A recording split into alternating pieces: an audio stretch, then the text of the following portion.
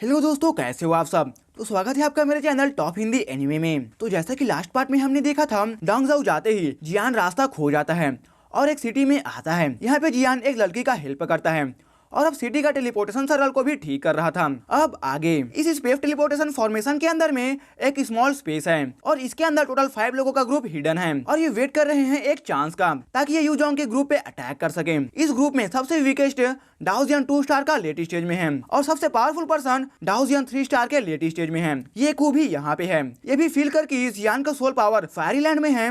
ये भी काफी सरप्राइज है। हालांकि इन्हें अभी कोई भी डिस्कवर नहीं किया है। इधर सिल्वर ड्रैगन के साथ अभी भी बैटल चल ही रहा है। जियान के सोल पावर के अटैक से ये ड्रैगन भी इंजर होता है और ग्रेट एल्डर के थंडर नेट से ये एक जगह पे कैद हो जाता है। ये लोग भी जियान के सोल पावर से काफी सरप्राइज हैं। इस ड्रैगन के कारण से अब इस स्पेस का पावर भी काफी अनस्टेबल हो चुका है। हालांकि जियान कहता है कि अगर मैं सिल्वर ड्रैगन को ही एब्जॉर्ब कर लूं तो फिर ये सिल्वर ड्रैगन स्पेस के पावर से बना हुआ है और स्पेस का पावर काफी वायलेंट भी होता है। हालांकि जियान के पास फेंजुए और साथ ही होली फ्लेम दोनों ही हैं। सोलिएटर भी कहते हैं कि तुम्हारे बॉडी में काफी सारे ट्रेजर्स हैं, मगर फिर भी इनके साथ भी तुम इसे एब्जॉर्ब नहीं कर सकोगे। हालांकि जियान अपने हाथों से रेड फ्लेम को इस सिल्वर ड्रैगन की ओर शॉर्ट करता है। स्पेस पावर को कंट्रोल एक डाउजियन 5 स्टार का बंदा ही कर सकता है और इसके ऊपर का भी। तो जब तक जियान इस पावर लेवल पे नहीं चला जाता, ये करने का सोचना भी एक सुसाइड के जैसा है। सोलिएटर जियान को फिलहाल के लिए केयरफुल रहने को कहते हैं और कहते हैं कि यहाँ पे दूसरे का भी ऑरा फील हो रहा है और ये ऑरा घोफ्ट किंगडम के बंदे के जैसा है, जो कि तुम्हें डाउ की वर्ल्ड में सोल क्लान से था। अब ये सुनकर कि यहाँ पे सोल क्लान के बंदे भी हो सकते हैं,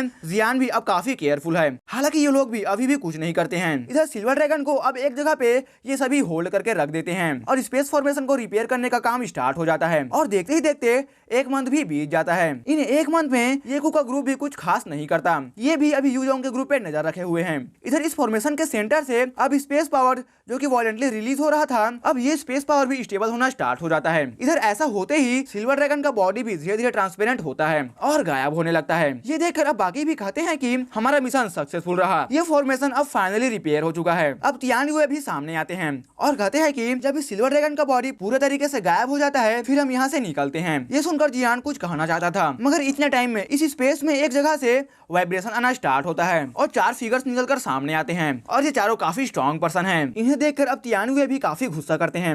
इनका पावर डाउजियन 3 स्टार के लेट स्टेज में है और ग्रेट एल्डर रेन सेक्टर के डाउजियन 3 स्टार के मिडिल स्टेज में है। यहाँ पे जियान को देखकर येकू कहता है कि लास्ट टाइम तुमने मेरे ये से को काफी इंजोर किया था, इस बार मैं तुम्हारा ऐसा हालत करूंगा कि तुम सोचोगे कि मैं जिंदा भी क्यों हूँ। ये सुनकर अब तियानयुए कहते हैं कि मैं येकू से फाइट करता हूँ और सॉफ्ट एल्डर को सुवांग से फाइट करने को कहता है और साथ ही बाकी 2 स्टार डाउजियन से भी। तियानयुए का ग्रुप 2 पार्ट में बढ़ जाता है, एक जो कि फाइट करेंगे आगे बढ़कर और दूसरे जियान को प्रोटेक्ट करते हैं। एक बंदा यहाँ पे किंग है और इसका पावर भी काफी स्ट्रेंज है। यह डाउजियन 3 स्टार के मिडिल स्टेज में है। 5th एल्डर कुजाई ग्रुप से जियान को देख रहा होता है। लास्ट टाइम ये भी कुछ ना कर सका था, अब ये जियान से फाइट करना चाहता है। इस एल्डर का पावर भी डाउजियन 2 स्टार के लेट स्टेज में है। इन दोनों टीम में डाउजियन 3 स्टार का पर्सन है। अब इन दोनों टीम के बीच फाइट भी स्टार्ट हो जाता है। फर्स्ट एल्डर यूमो रेन सेक्टर के कहते हैं कि सुवांग, मैंने तुम्हें काफी टाइम से नहीं देखा है, लगता है कि तुम भी अपने पावर को इम्प्रूव कर चुके हो। सुवांग और यूमो दोनों ही फर्स्ट एल्डर हैं अपने अपने सेक्टर के। इधर जियान भी अब 5th एल्डर को कहता है कि अपने ट्रू पावर्स को दिखाओ। 5th एल्डर भी जानता है कि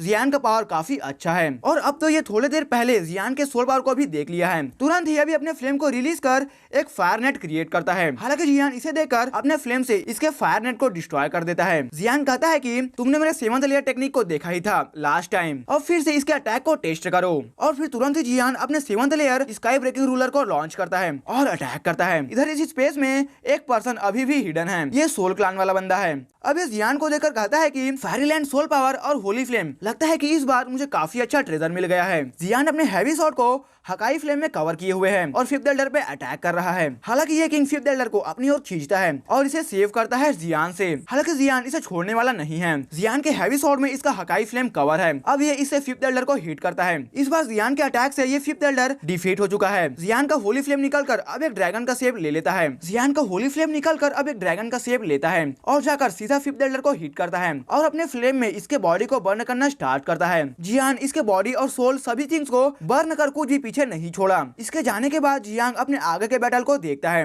और हेल्प के लिए आगे बढ़ता है। ये किंग जियान को देखता है। ये काफी गुस्सा है इस टाइम पे, क्योंकि अभी इसने 5th एल्डर को मरते हुए देख लिया है और ये जियान पे काफी गुस्सा है। अब ये चिल्लाता है और कहता है वाटर ड्रैगन, और तुरंत ही अब एक फॉर्मेशन निकलकर सामने आता है और ये फॉर्मेशन जियान को कवर करता है। ये किंग एक वाटर टाइप यूजर है। हालांकि वाटर और ऐसा टाइप एट्रीब्यूट एक डिफेंस एट्रीब्यूट है, मगर ये भी पावरफुल फोर्सेस को रिलीज कर सकते हैं अटैक के तौर पर। अब इस फॉर्मेशन से एक वाटर ड्रैगन निकलता है और इसके बॉडी के अराउंड वाटर पिलर्स होते हैं। वाटर फायर के लिए अच्छा काउंटर एट्रीब्यूट हो सकता है। हालांकि इधर जियान भी इसके वाटर ड्रैगन को देख रहा है। इधर जब ये फाइट कर रहे हैं तो फिर इधर ये को भी कहता है कि ये कैसे हो सकता है। जियान जो कि डाओजियन 2 स्टार के अर्ली स्टेज में है और ये इसके सेक्टर के डाओजियन 2 स्टार के लेट स्टेज के 5th एल्डर को किल कर चुका है। तियानुए भी कहते हैं कि लगता है गॉड भी तुम्हारा साथ छोड़ चुके हैं।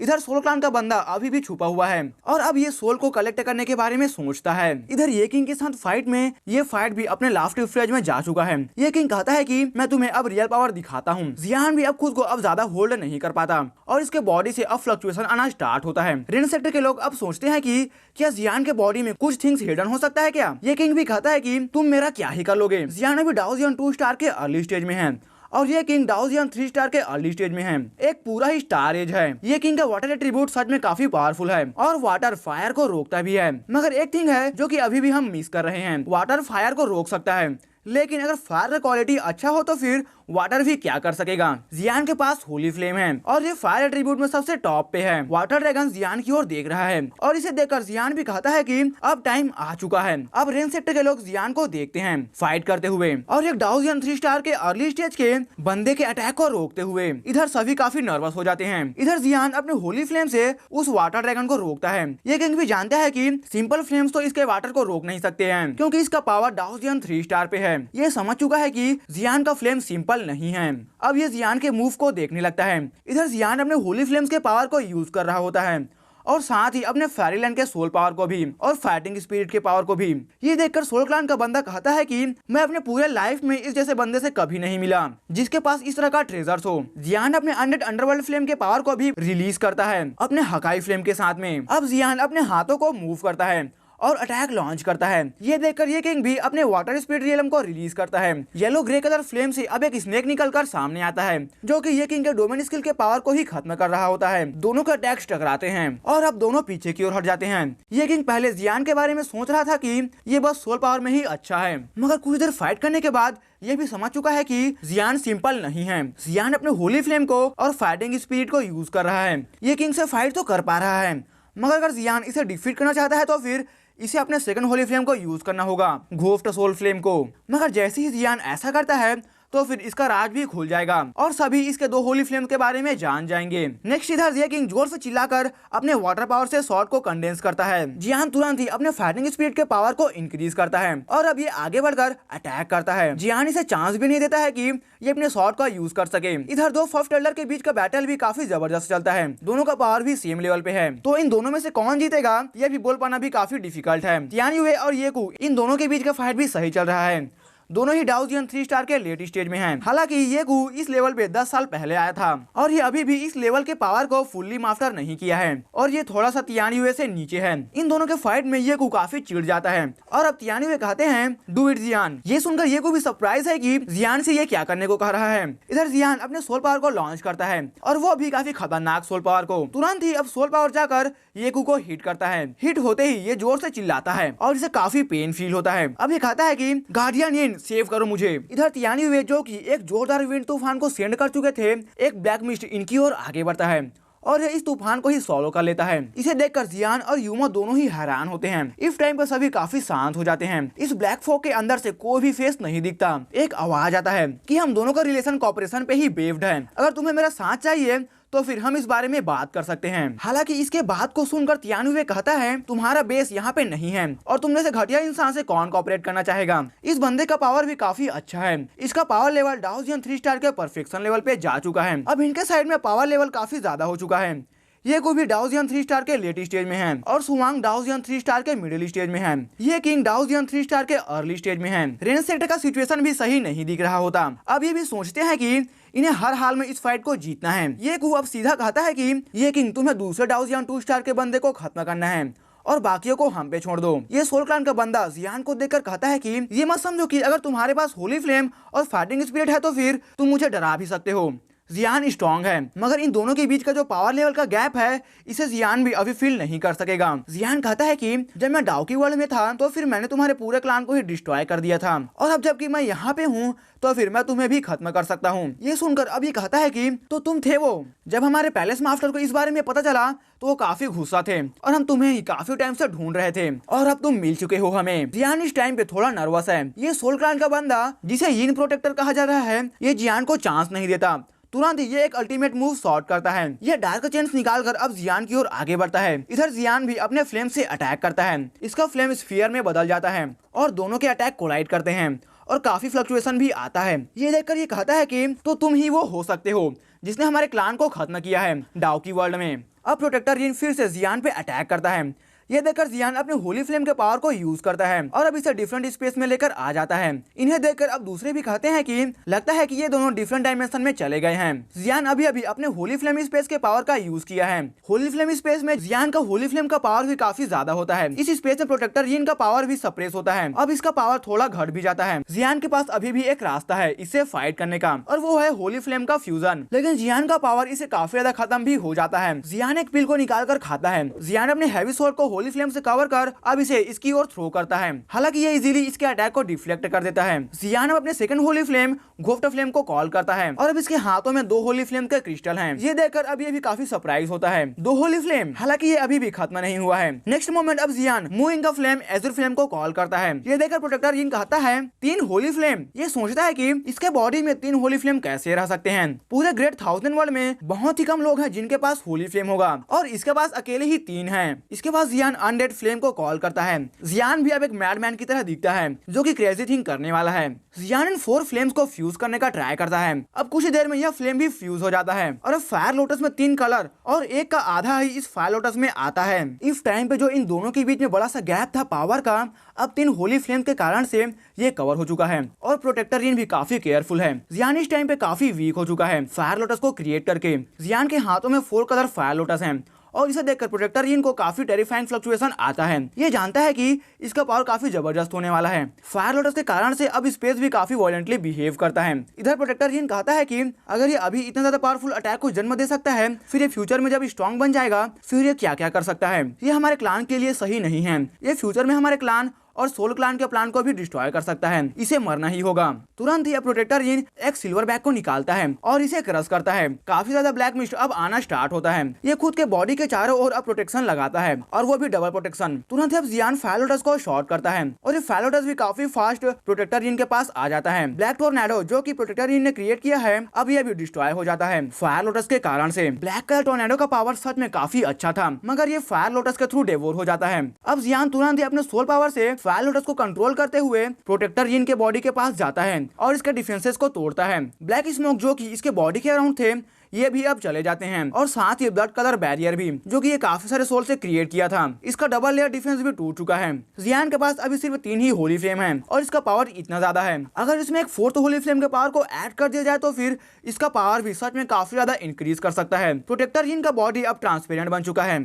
जियान का बॉडी भी इस टाइम पे काफी वीक हो चुका है। इस तरह के अटैक को करने के बाद अब सोल ईटर भी कहते हैं कि तुमने काफी अच्छा काम किया है, अब आगे का काम मुझ पे छोड़ दो, मैं देख लेता हूँ। अब सोल ईटर के आवाज को सुनकर प्रोटेक्टर यिन भी काफी हैरान है। सोल ईटर कहते हैं सोल क्लान के लोग तुम यहाँ गोफ्ट वर्ल्ड में क्यों आए हो। सोल ईटर का बॉडी अभी ब्लैक स्मोक के जैसा है। इधर प्रोटेक्टर यिन का सोल बॉडी ट्रांसपेरेंट हो चुका है और इसके बॉडी के अराउंड कोई भी ब्लैक स्मोक नहीं है। इसने भी सोल ईटर के बारे में सुना है और ये सोचता है कि इससे सिर्फ सोल क्लान का हेड या तो फिर यिन गार्ड ही फाइट कर सकेंगे। इसे यहाँ से बचकर भागना होगा। हालांकि ये काफी फास्ट था, मगर ये सोल ईटर के हाथों बचकर भाग ना सका। जब सोल ईटर इसे खत्म कर रहे थे, जियान इन्हें रुकने को कहता है और इससे कुछ सवाल जवाब करता है। हालांकि ये कहता है कि इनके प्लान में कुछ गलती होगा और कुछ चीजों को ये भूल गए, इस कारण से ही ऐसा हो सका है। हालांकि ये भी सच है कि सोल ईटर ने भी काफी हेल्प किया है जियान का पावर लेवल अप करने में, लेकिन जियान ने अपने पावर से इस बंदे के पावर को मैच किया है। लेकिन इसके लिए इसे काफी डिफरेंट थिंग्स को यूज करना पड़ा है, जैसे कि fairyland soul power, fighting spirit, holy flame. Protector Yin कहता है कि मैं काफी क्यूरियस हूँ कि तुम लोअर प्लान से डाउडी वर्ल्ड में कैसे आ सके, वहां पे तो ओरिजिन की भी नहीं है गॉड लेवल पे जाने के लिए। ये सुनकर जियान कहता है कि तुम्हें ये सब जानने की जरूरत नहीं है, मगर हाँ सोल क्लान लोअर प्लेन में मैंने तुम्हें डिस्ट्रॉय किया था। इस पे प्रोटेक्टर जीन कहता है कि डाउ की वर्ल्ड में काफी सारे एंशियंट क्लान्स हैं और इनमें से सभी क्लान के लोग गॉड के लेवल पे पहुंच गए थे और डाओ डी वर्ल्ड में आए हैं। सोल क्लान और जाओ क्लान इन दोनों का भी ओरिजिन डाओ की वर्ल्ड ही है। जियान कहता है कि ये हालमास्टर और यिन गार्ड कौन है। इसमें ये कहता है कि तुम मुझसे सवाल जवाब नहीं कर सकते हो। ये सुनकर जियान अब अपने फायरीलैंड के सोल पावर को रिलीज करता है और इसके बॉडी में डालना स्टार्ट करता है और अब इसके माइंड में झांकने का ट्राई करता है। हालांकि जब जियान इसके माइंड पे कंट्रोल गेन कर रहा था तो फिर इसके माइंड से एक पावरफुल सोल फोर्स रिलीज होता है और जियान पे अटैक करता है। जियान तुरंत ही अपने सोल पावर को पीछे की ओर खींचता है और सोल ईटर इन दोनों सोल अटैक के कनेक्शन को तोड़ देते हैं। इस बंदे के माइंड में एक तरह का सील लगा हुआ है, इसके सीक्रेट को कोई भी नहीं जान सकेगा। इधर प्रोटेक्टर इनका बॉडी अब फूलना स्टार्ट करता है और इस होली फ्लेम स्पेस में ब्लास्ट कर जाता है। सोल क्लान के हेड हाल मास्टर उसने ही कुछ न कुछ किया है ताकि कोई भी सोल क्लान के बंदे की मेमोरी को रीड ना कर सके। सोल ईटर भी कहते हैं कि सोल क्लान का सो पैलेस ये उनका एक फोर्स ही है। सोल क्लान ज्यादातर ह्यूमन वर्ल्ड में एक्टिव है। ये सुनकर जियान भी सर हिलाता है। ये बिल्कुल ही डाओ की वर्ल्ड के जैसा है कि सोल क्लान का दो फोर्सेस हैं, एक मेन और दूसरा इनके इविल काम को करने के लिए और साथ ही सोल को जमा करने के लिए, जैसे कि हॉल ऑफ सोल किया करते थे। यहाँ पे सोल पैलेस है। जियान सोल ईटर से पूछता है कि तो फिर सोल क्लान का मेन हेडक्वार्टर टियानसिंग कॉन्टिनेंट में होगा, सीफेंग कॉन्टिनेंट के, राइट। इस पे सोल ईटर कहते हैं कि ये तो मैं भी नहीं जानता हूँ, मगर इनका फोर्स सभी जगह पे है और हर जगह पे ये फैला हुआ भी है। सोल ईटर कहते हैं इनका फोर्स न सिर्फ सोल को कलेक्ट करते हैं बल्कि ये पावर ऑफ फेथ को भी कलेक्ट करते हैं और पावर ऑफ फेथ ही वो पावर है जिसे गॉड ऑफ वॉर पे जाया जा सकता है, यानी कि एक रियल गॉड लेवल पे। अब ये सुनकर जियान भी काफी पजल्स होता है। सोल ईटर कहते हैं जब मैं अपने पीक के पावर पे था तो फिर उस टाइम मैं इस पावर से फिर भी काफी दूरी पे था। हालांकि सोल ईटर कहते हैं जियाओ फैमिली में काफी सारे गॉड ऑफ वॉर थे और शायद उनके गायब होने का पीछे का कारण भी ये गॉड ऑफ वॉर का सीक्रेट ही है। ये सुनकर अब जियान भी कहता है कि लगता है कि मुझे अपने पावर्स को पहले इंक्रीज करना होगा। इस टाइम पे सोल ईटर अपने पावर के साथ जियान के पावर को 70% पावर को रिस्टोर करने में हेल्प करते हैं। इधर होली स्पेस के बाहर में फाइट अभी भी चल ही रहा है। ये कू, ये किंग और स्वांग ये तीनों ही इस बैटल के मेन कैरेक्टर हैं। अगर इनमें से कोई भी एक हार जाता है फिर ये बैटल भी रेंज सेक्टर जीत जाएगा। ये को अपने किलर मूव को अब लॉन्च करता है। इधर तियानुए अभी जियान के बारे में सोच रहे होते हैं और ये थोड़ा डिस्ट्रैक्ट हो जाते हैं। इतने में इनकी और जोरदार पाल्म अटैक आता है। अगर तियानुए डिफीट हो जाते हैं फिर यहाँ पे सभी मारे भी जा सकते हैं। इस अटैक से बचते हुए अब तियानुए भी दूसरे से कहते हैं कि अब इन्हें जल्दी से खत्म करते हैं और जाकर जियान का हेल्प करते हैं। ये दोनों फोर्सेस अपने पावर को रिलीज कर फिर से फाइट करते हैं। ये दोनों का पावर भी सेम ही है और अब यहाँ पे जियान निकल कर सामने भी आने वाला है। इधर इस फ्लक्चुएशन को फील कर ये कू और दूसरे कहते हैं कि अब प्रोटेक्टर जीन आने वाला है।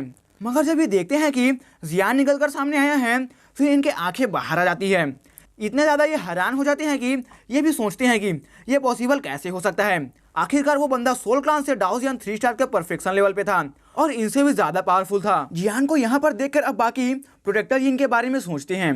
जियान यहाँ पे कहता है कि वो मारा जा चुका है और काफ़ी इजी टोन में कहता है ये। अब ये चेक भी करते हैं जो सोल कार्ड उसका इनके पास है वो अब ब्रोकन हो चुका है। इस स्पेस फॉर्मेशन को डिस्ट्रॉय करने वाला ही यही बंदा था, प्रोटेक्टर यिन। जबकि सोल कार्ड ब्रोकन हो चुका है तो फिर जियान जो कह रहा है इस पे विश्वास करने के अलावा इनके पास और कोई भी चारा नहीं होता। इस टाइम पे अब इनका ध्यान भटक जाता है और अब इन पे अटैक भी होता है। अभी थोड़ी देर पहले तक ये इवनली मैच कर रहे थे मगर जियान के आते ही एक बैड न्यूज सुनकर इनका मोरल भी डाउन हो जाता है। अब तो ये को भी सीरियसली हिट होता है तियान्यू के अटैक से। इधर बाहर में यंग लेडीज कहती हैं कि डैडी तो इस फॉर्मेशन के अंदर पिछले 2 मंथ से हैं और अब तक बाहर नहीं आए हैं, क्या चल रहा होगा। ये दोनों सिस्टर जियान के बारे में सोचती हैं और बात करती हैं कि जियान किस तरह का पर्सन है। जियान ने यूएई पे काफी डीप इंप्रेशन क्रिएट किया है।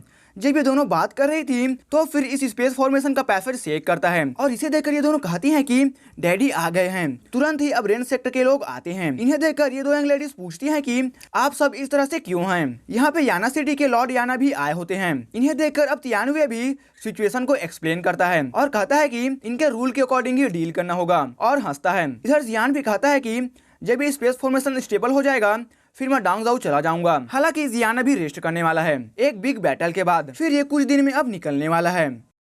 यहाँ पे यूएई को जब फर्स्ट एडर बताते हैं कि जियान ने डाउजियन 3 स्टार के बंदे को भी डिफीट किया है फिर ये भी काफी हैरान होती है। इधर तियानुए और बाकी प्लान करते हैं कि ये अपने एनिमी को खत्म कर देंगे। इस बार के फाइट में ये को भी काफी सीरियसली इंजर हुआ है और बाकी इसके फोर्सेस को जियान ने ऑलरेडी ही डिफीट कर दिया है। यूएई जियान को लेकर एक रूम में ले जाती है ताकि जियान रेस्ट कर सके। जियान जब भी एक वुमेन के पास आता है और तब जब वुमेन जियान के प्रति किसी तरह का फीलिंग शो करती है, फिर जियान के हार्ट में पेन होना फील होता है। आखिरकार मू यिंग ने खुद को सेक्रीफाइस कर जियान के हार्ट को रीशेप किया है। अब रात के समय में फिर से फाइट का प्रिपरेशन स्टार्ट होता है। हालांकि इस फाइट में जियान को पार्ट लेने की जरूरत नहीं है, क्योंकि जियान ऑलरेडी सोल क्लैन के बंदे को डिफीट कर चुका है। इधर एक हॉल में येकू और बाकी लोग बैठे होते हैं और ये बात कर रहे हैं। इस टाइम पे येकू काफी इंजर है और सुआंग कहता है कि एक और बैटल हमें फिर से करना होगा। ये सभी भी जानते हैं कि रेन सेक्ट इतना अच्छा चांस तो नहीं छोड़ने वाला है। इनके बीच का फाइट करीबन 100 साल से चल रहा है। आज काफी अच्छा चांस है इनके ग्रुप को खत्म करने का। हालांकि येकू अपने यंग जनरेशन को सेव करने को कहता है ताकि वो फ्यूचर में पावरफुल बनकर रिवेंज ले सकें। अब जब ये भी रेडी हो जाते हैं, फिर बाहर आते हैं और यहाँ पे रेन सेक्टर के लोग आ चुके हैं। इनके बीच 5 लोग काफी पावरफुल हैं। ये 5 3 स्टार फाइटिंग मॉडल्स हैं। इधर येकू के ग्रुप में सिर्फ 4 ही 3 स्टार फाइटिंग मॉडल्स हैं। इन सालों में येकू ने अपने सेक्टर के अंदर एक सीक्रेट पैसेज को भी बनवाया था ताकि ये इस जैसे सिचुएशन से बचकर निकल सके। येकू, सुआंग, ये किंग, ये तीनों अपने सेक्टर में पावरफुल लोग हैं और ये तीनों डिफरेंट डायरेक्शन में इस टाइम पे भाग रहे होते हैं।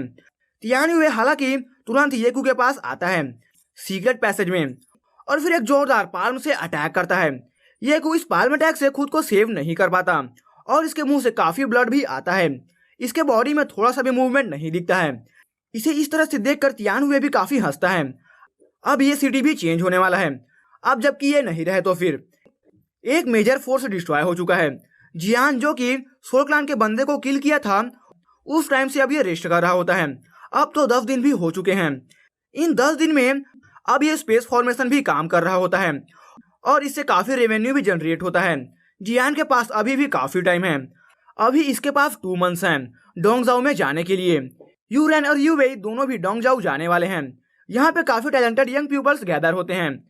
इधर सोलिएटर जियान को भी कहते हैं कि डोंगजाओ में 4 कॉन्टिनेंट से टैलेंटेड पीपल आते हैं। जब तुम इस जगह से वापस आओगे, फिर तुम्हारा पावर भी काफी इंक्रीज कर चुका होगा। तब तुम अपने फैमिली के सीक्रेट्स के बारे में भी जान सकोगे। ये 2 यंग लेडी भी जियान के पास आते हैं इसे पिक करने के लिए। अब ये स्पेस फॉर्मेशन के पास आते हैं। यूवेई एक स्क्रॉल निकालती है जो कि एक सिल्वर कलर का है और ये टेलीपोर्टेशन स्क्रॉल भी है। जब ये एक्टिवेट होता है, फिर जियान, यूवेई और यूरेन इन तीनों को सिल्वर लाइट कवर करता है।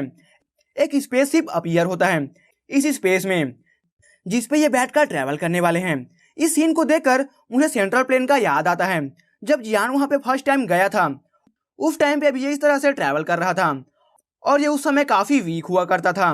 जियान अब जब आगे जा रहा होता है, फिर काफी थिंग्स जियान के माइंड में अभी चलता है, जैसे कि मू यिंग के रिवाइवल को लेकर, फिर सोल ईटर के पावर्स को लेकर कि ये कब अपने पीक पे जाने वाले हैं, जियाओ क्लैन के गार्डियन और जियाओ क्लैन के सीक्रेट्स को लेकर, और फिर यूनियर को लेकर कि कब जियान इससे मिल भी सकेगा। इस जर्नी के दौरान जियान ट्रेन करता है, अपने सोल पैलेस को और भी सॉलिड बनाता है और अपने फाइटिंग स्पिरिट को भी। ऐसे ही अब 1 मंथ बीत जाते हैं। अब ये डोंगजाओ भी पहुंचने वाले हैं। अब ये एग्जिट के पास भी आ चुका है और अब ये अपने स्पीड को इंक्रीज करते हैं और एग्जिट से निकलते हैं। इस पैलेस पे आते ही जियान फील कर सकता है कि स्पिरिचुअल एनर्जी यहाँ पे कितना ज्यादा है। जियान यहाँ पे इस जगह को चेक करता है। एक ओल्ड मैन जो कि इस अल्टर के नीचे खड़ा है, अब ये जियान और इन दोनों को देखकर कहता है कि तो तुम सभी भी यहाँ पे कंपटीशन में भाग लेने के लिए आए हो, राइट? इस ओल्ड मैन को देखकर यूरेन कहती है कि मास्टर मोयू, फादर आपको याद करते हैं और इन्हें ये ग्रीट करती है। अब तीनों इस ओल्ड मैन को फॉलो करते हैं ताकि ये जाकर कंपटीशन के लिए रजिस्टर कर सकें। अब ये लोग एक माउंटेन की ओर जाना स्टार्ट करते हैं जहाँ पे ये टेस्ट होने वाला है। यूरेन अब कहती है कि मिस्टर मो, ये जियान है और ये अभी इस कंपटीशन में भाग लेना चाहता है। इसे हमारे फैमिली ने हायर किया है एज अ एल्केमिस्ट के तौर पर। एक एल्केमिस्ट होने के कारण जियान को रिस्पेक्ट भी काफी मिलता है। ये जगह जहाँ पे अब ये सभी हैं, ये भी ली सोलोमेन के अंडर में ही आता है और ये ईस्ट कॉन्टिनेंट भी काफी बड़ा है। जुआनलिंग कॉन्टिनेंट से तो काफी बड़ा है। इस तरह का काफी बड़ा सा एरिया और इसे सिर्फ एक ही फोर्स कंट्रोल करता है। ये काफी सरप्राइजिंग है, thunder valley of forge night. हालांकि इस कॉन्टिनेंट में काफी सारे फोर्सेस और पावरफुल पीपल्स फाइट करते हैं, मगर इन सभी को थंडर फोर्ज नाइट सप्रेस करता है और हर थिंग को कंट्रोल करता है। ये सेक्टर इसलिए इस पूरे जगह पे कंट्रोल करता है क्योंकि इसके मास्टर जो कि हेड हैं, ये ना सिर्फ पावरफुल और वाइज मैन हैं, बल्कि ये एक कास्टर भी हैं। इस कारण से काफी सारे मैजिकल वेपन्स को बनाया गया है। इस बार का टेस्ट को भी थंडर वैली ही कंडक्ट कर रहे हैं और ये थंडर रियलम में होगा। थंडर वैली के ये स्पेशल जगह एक तरह का स्पेस है जिसे 4 स्टार इमोर्टल के थ्रू क्रिएट किया गया है। हालांकि 5 स्टार इमोर्टल स्पेस फॉर्मेशन को कंट्रोल कर सकता है, मगर इस तरह का स्पेस 4 स्टार इमोर्टल जो क्रिएट किया है ये स्टेबल भी है और साथ ये टेस्ट को कंडक्ट भी कर सकता है। अब मोयू एक स्क्रॉल निकालकर एक ईगल बर्ड को समन करते हैं और इस पे बैठकर अब ये सभी थंडर सिटी की ओर जाते हैं। ये सिटी भी ईस्टर्न कॉन्टिनेंट की सबसे बड़ा सिटी है। जियान यहाँ पे फ्लाई करते हुए इस बड़े से सिटी को अपने सामने देखता है। ये सिटी भी थंडरबोल्ट से सराउंडेड है। इसे देखकर जियान का भी सर हिलने लगता है। अब ये लोग भी लैंड करते हैं और इस सिटी के अंदर जाते हैं। इस सिटी पे भी काफी गार्ड्स हैं जो कि पेट्रोलिंग कर रहे हैं। यहाँ पे सिटी मेंशन भी है जो कि न्यू पार्टिसिपेंट्स को लेकर रजिस्टर कराता है। यहाँ पे डू यू है जिसके साथ मोयू का अच्छा रिलेशन भी है और ये सिटी लॉर्ड के मेंशन में काम करता है। डू यू कहता है कि यहाँ पे काफी सारे रजिस्ट्रेशन के पॉइंट्स बने हुए हैं, कोई भी कहीं भी जाकर रजिस्ट्रेशन कर सकता है। हालांकि ये इन्हें अपने साथ लेकर जाता है रजिस्ट्रेशन के लिए। सिटी लॉर्ड के मेंशन में जो रजिस्ट्रेशन पॉइंट है यहाँ पे लोग भी काफी कम हैं और इसके अंदर जाने के लिए at least power level 1 star fighting immortal होना चाहिए। जियान और बाकी अब सिटी लॉर्ड मेंशन जाते हैं। यहाँ के सीन को देखकर जियान भी सरप्राइज है। अब ये आकर एक रूम की ओर देखता है। यहाँ पे डू फेंग है, इसे मोयू काफी टाइम से जानते हैं। डू यू भी सिटी लॉर्ड मेंशन में लो पोजीशन में नहीं है। अब मोयू और बाकियों को लेकर एक पर्सन डू फेंग के पास जाते हैं और ये पर्सन कहता है कि डू यू ने इन्हें सेंड किया है रजिस्ट्रेशन के लिए। ये सुनकर अब ये जियान और इसकी टीम की ओर देखता है और जियान से ये सोल पावर भी काफी स्ट्रॉन्ग फील कर सकता है और अभी कहता है कि इस बार काफी इंटरेस्टिंग पर्सन आ रहे हैं। नाइस, अच्छा है। डू फेंग और मोयू दोनों का रिलेशनशिप भी काफी अच्छा है और ये जियान और दूसरे को टेस्ट करना चाहता था, मगर इसके पावर को जियान अपने सोल पावर से कैंसिल कर दिया है। अब ये लोग को एक वुडन हाउस में लेकर आ जाया जाता है। जब ये इस वुडन हाउस में एंटर करते हैं फिर यहाँ पे कुछ लोग हैं जो कि रजिस्ट्रेशन प्रोसेस को कर रहे होते हैं। अब इन सभी का इन्फॉर्मेशन को रिकॉर्ड किया जाता है, नेम और पावर लेवल्स। इसके बाद एक क्रिस्टल बॉल है जो कि इनके स्ट्रेंथ को चेक करता है। इसमें सिर्फ अपने बकेट कोर के पावर को पास करना होता है और ये उसके स्ट्रेंथ को शो कर देगा। जब यूवेई आगे जाती है और अपने पावर को इसमें पास करती है फिर इसको लेवल 5 मिलता है।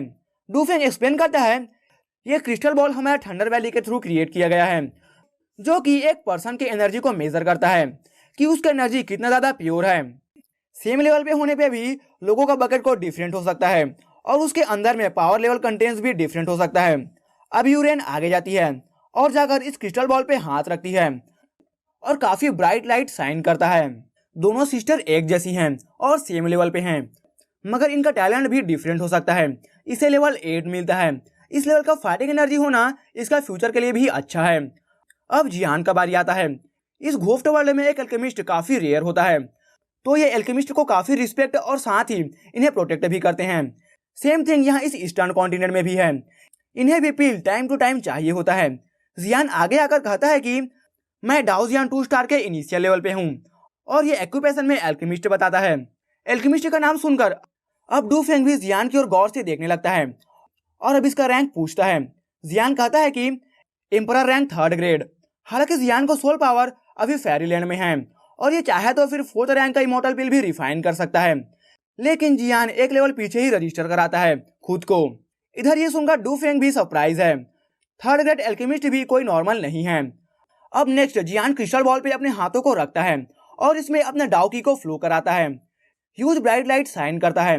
इस लाइट को देखकर अब डू फेंग कहता है कि ये लेवल 9 का ही हो सकता है और स्माइल करता है। हालांकि डाउ की कैसा है और नहीं, एक रियल फाइट में काफी थिंग्स होते हैं और काफी थिंग्स पे आउटकम भी डिपेंड करता है। हालांकि क्रिस्टल बॉल जियान के बॉडी में डीपली जाने लगता है और अब ये होली फ्लेम के पावर को भी मेजर करने वाला है, लेकिन जियान अब इसे रुकने को कहता है, मगर इससे कनेक्शन टूट नहीं पाता और सोल पावर का यूज करना पड़ जाता है इसे। और फिर क्रिस्टल बॉल के टूटने की आवाज आता है। ये देख के क्रिस्टल बॉल टूट चुका है और जियान का रियल पावर मेजर नहीं हो सका है, सभी काफी हैरान होते हैं। डू फेंग भी अब हंसने लगता है। इस सीन को देखकर कहता है कि नेक्स्ट मंथ अब अनाउंसमेंट होगा इस कंपटीशन को लेकर कि इसके क्या रूल्स हैं और नहीं। इस टाइम ड्यूरेशन में अपने पावर को इम्प्रूव करो। डू फेंग अब तीनों लोगों को रेस्ट करने के लिए एक जगह की ओर सेंड करता है। अब मोयू से कहता है कि इस बार तुम काफी अच्छे कैंडिडेट्स को लेकर आए हो थंडर वैली में। डूफेंग कहते हैं कि इस बार तुम्हारा फोर्स डोंगजो में टॉप 2 के पोजीशन को हासिल कर सकेगा। एक वुमेन जियान और बाकी को इनके रूम की ओर लेकर जाती है। इधर कॉरिडोर में डू यू और डूफेंग दोनों बात कर रहे होते हैं। डूफेंग कहता है कि मुझे सिटी लॉर्ड से जाकर बात करना है, ये काफी इंपॉर्टेंट है। इसे ऐसा बिहेव करता हुआ देखकर डू यू भी सरप्राइज है कि इसे आज क्या हो गया है। अब डूफेंग सिटी लॉर्ड के पास आता है। एक गार्ड को ये कहता है कि मैं सिटी लॉर्ड से मिलना चाहता हूँ, काफी इंपॉर्टेंट है। अब ये गार्ड जाकर अंदर में सिटी लॉर्ड को ये बात कहता है और सिटी लॉर्ड भी सोचते हैं कि डूफेंग क्या बात करना चाहता है। डूफेंग को अंदर बुलाया जाता है। डूफेंग आते ही कहता है कि आप इसे देखो, व्हाइट पेपर जिसमें टेस्ट रिजल्ट हैं।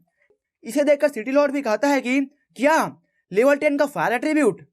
काफी साल बाद इस तरह का पर्सन भी अपीयर हुआ है जिसके पास लेवल 10 का फायर एट्रीब्यूट है। अगर कोई लेवल 6 और 7 पे चला जाता है फिर वो काफी टैलेंटेड कंसीडर किया जाता है। अगर कोई लेवल 8 और 9 पे है तो फिर उसके बॉडी के अंदर कोई ट्रेजर्स हो सकता है। और लेवल 10 फायर एट्रीब्यूट में ये तो एक ही जगह पे इशारे कर रहे हैं। जैसे कि सभी को पता है फायर एट्रीब्यूट में फायर एल्फ और होली फ्लेम ये टॉप पे आता है।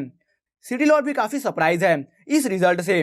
डूफेंग भी कहता है कि माय लॉर्ड, मेरे अकॉर्डिंग उसके पास होली फ्लेम होने का चांसेस भी काफी ज्यादा है। Last time valley owner evil races को सप्रेस करने के दौरान काफी इंज्योर भी हो गए थे। इनका रिकवरी भी ज्यादा नहीं है, सिर्फ ये 80 to 90% ही रिकवर हो सके हैं। जो डार्क डिसीज इविल रेसेस के द्वारा दिया गया है इसे सिर्फ एक होली फ्लेम ही सही कर सकता है। हालांकि डाओजियन 2 स्टार अर्ली स्टेज ये पावर अभी काफी वीक है डिसीज को हील करने के लिए। ये सोचते हैं कि इसका एल्केमिस्ट लेवल भी रियल नहीं हो सकता है, ये 3rd ग्रेड से भी ऊपर के लेवल का हो सकता है। अगर वैली मास्टर का डार्क डिसीज हील हो जाता है फिर डोंगजो का पावर भी अपने पीक पे आ सकता है।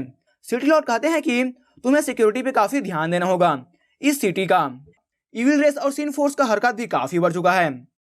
इधर जियान अब सोचता है कि जबकि यहाँ पे एक एल्केमिस्ट एसोसिएशन है तो फिर मैं जाकर अपने रैंक को अपग्रेड कर लेता हूँ और एक ऑक्शन भी है यहाँ पे, तो फिर ये इसे अटेंड करने का भी सोचता है। जियान अब बाहर आता है स्ट्रीट्स पे।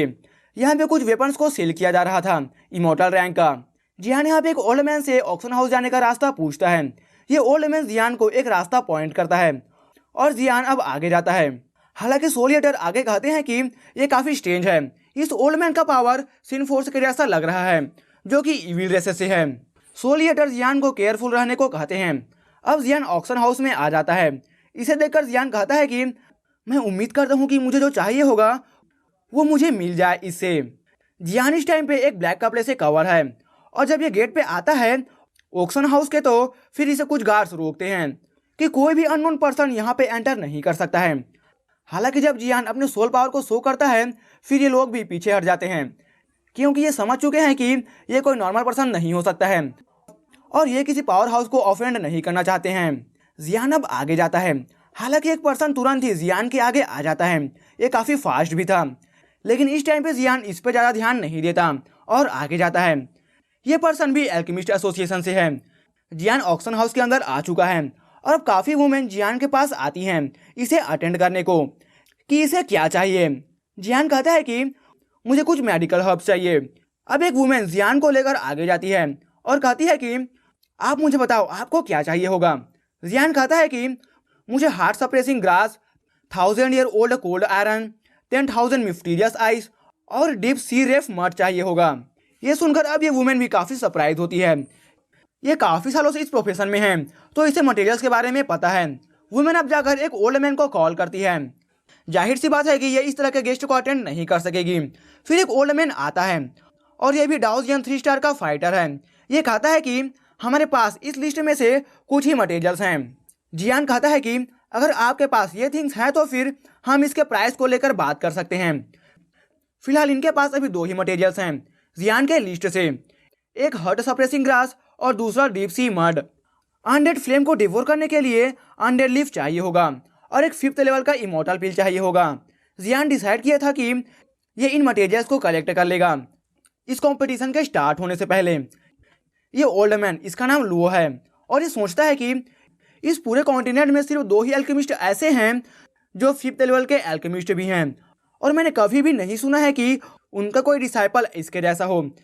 क्योंकि ओल्ड मैन को जियान से काफी सोल पावर फील होता है और ये फील कर ये समझ जाता है कि ये एक हाई लेवल का एल्केमिस्ट है।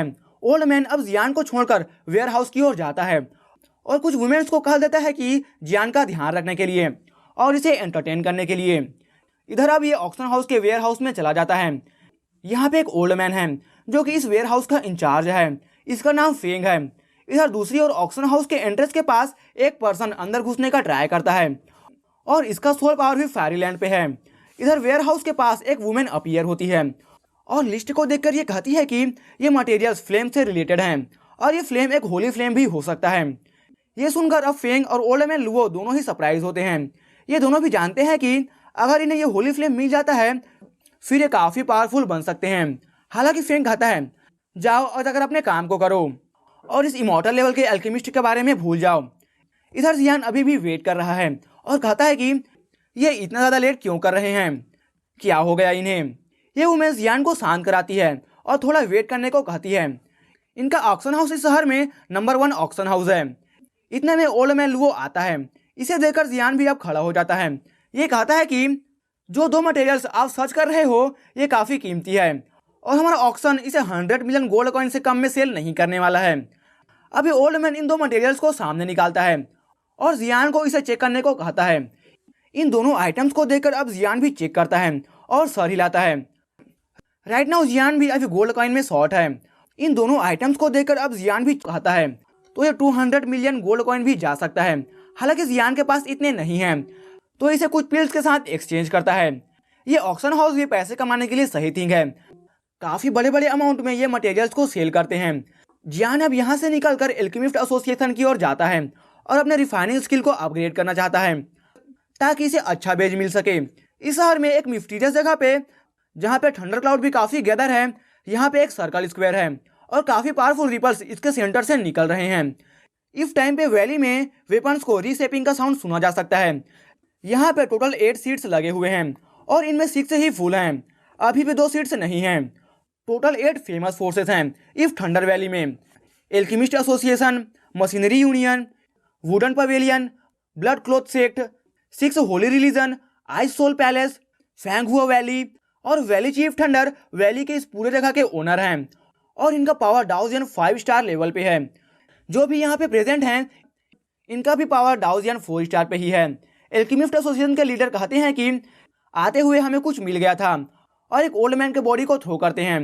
ये वही ओल्ड मैन है जिससे जियान ने रास्ता भी पूछा था और ये सीनियर ग्रुप का मेंबर भी है। इसका पावर डाउजियन 3 स्टार के परफेक्शन स्टेज में है। यहाँ पे अभी टोटल 9 लोग प्रेजेंट हैं, 6 मैन और 3 वुमेन। इन सीनियर के ग्रुप भी 2 पार्ट में बटा हुआ है। एक तो जिसमें डाउजियन 1 स्टार से लेकर 3 स्टार के बंदे हैं और फिर इनके बाद इनके हाई लेवल बॉस आते हैं जो कि डाउजियन 4 स्टार से 5 स्टार तक ही होते हैं। और हर एक सीन का छुपने की जगह पे एक सीनियर होता है जो कि डाउजियन 4 और 5 स्टार का भी हो सकता है। ये इविल पर्सन कहता है कि एक बार जब हमारा ग्रुप आ जाएगा फिर तुम में से कोई भी बच नहीं सकता है। एल्केमिस्ट एसोसिएशन के लीडर अब इसके सोल के अंदर घुसने का ट्राई करते हैं और इसके मेमोरी को चेक करते हैं। प्रेसिडेंट ऑफ एल्केमिस्ट एसोसिएशन आगे जाते हैं और अपने सोल पावर को रिलीज कर अब इसके माइंड में एंटर करने का ट्राई करते हैं।